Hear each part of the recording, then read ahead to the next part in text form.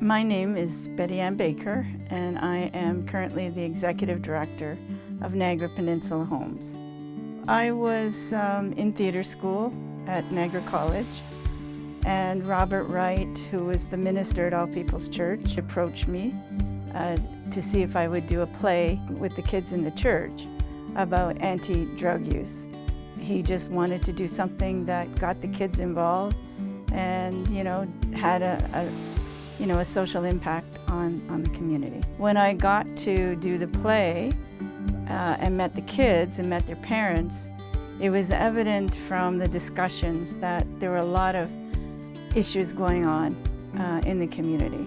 A lot of unemployment, family violence, poverty. And so I approached Robert and said, maybe we could talk to people and find out what the issues were. So we started, it was a free store. And it was a chance that people could come and look at goods and either donate them or pick them up if they needed them. It was women from the community that were starting to come. And we were hearing about those issues like family violence. So that's, how we learned about the issues and started the clubhouse. Maybe to get funding, we needed to be more structured. And so we'd sit around some people's kitchen table and talk about names that it could be created. And really, it was the logo that came first.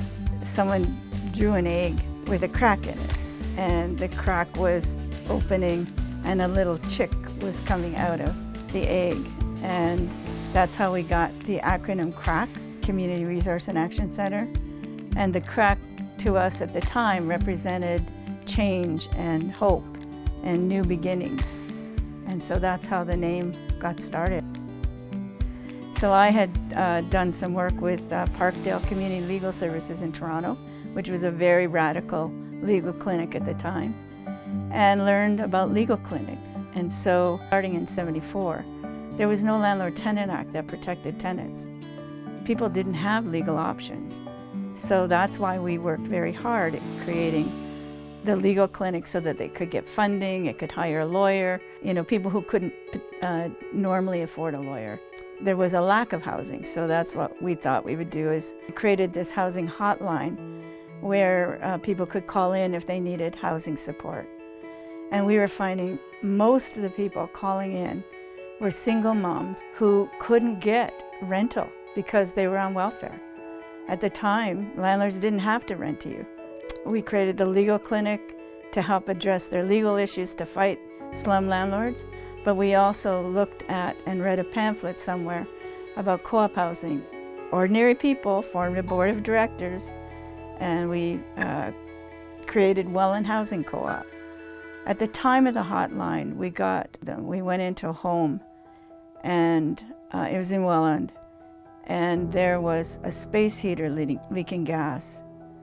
And a wire, this fixture had come out of the ceiling, and there was a bare wire. And we met the family. They were looking for a better place to live. This was one of the worst ones we had seen because we smelled gas. We knew we had to report it. We went home worried about this, and by the morning, that unit exploded. The baby that we held, we met, the baby died. The father was burnt over 3/4 of his body. The father we had talked to about wanting a better place to live.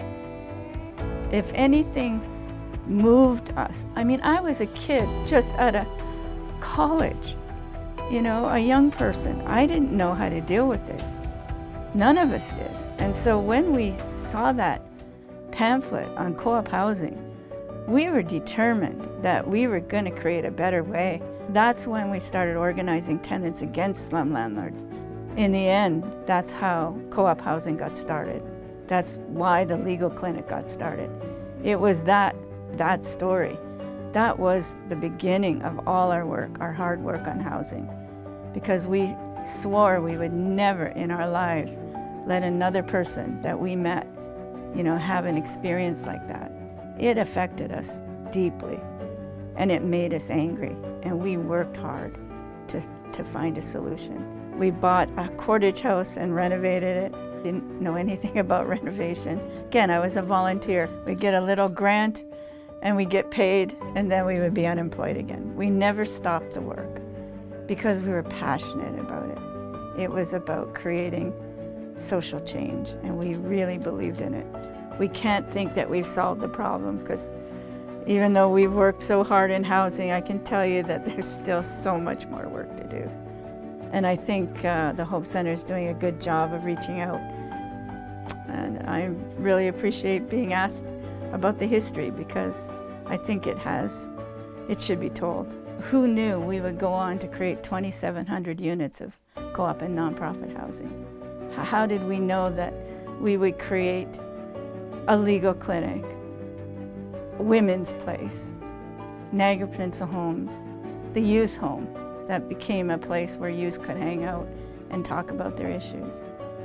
Who knew we would do all that, from the sitting in people's kitchens or in the church? It all started from there. We weren't structured. We weren't organized. We didn't know what we were doing 3/4 of the time. We weren't always paid for this work. We were organizing as volunteers.